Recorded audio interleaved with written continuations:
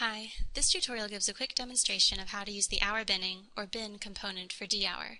This component groups hours into set interval lists based on the values of a given key. For example, it could take a complex list of data hour temperatures and group them to determine the quantity of hours that fall within evenly divided ranges of temperature over a given year. In this example, we'll look at this component in the context of wanting to bin hours for a pie chart. So let's start with a little groundwork. Here we see a set of colorized data hours, a key that we will reference, as well as our pie graph which we want to plug the binning component into. So if we look under the Filter tab, we'll see Hour Binning, and it asks for a few of these inputs. Our data hours plug in, our key that we've chosen from our data hours is plugged in. The interval we can leave as default. By default, it is the full range of key values. However, it can be limited to a smaller set.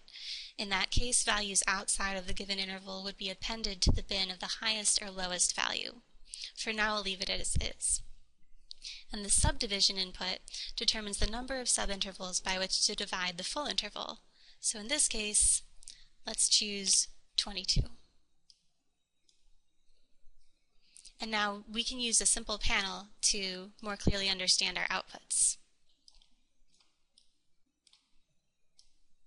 Plugging in frequencies, we see a data tree that has each subinterval listed as well as the number of hours within that subinterval.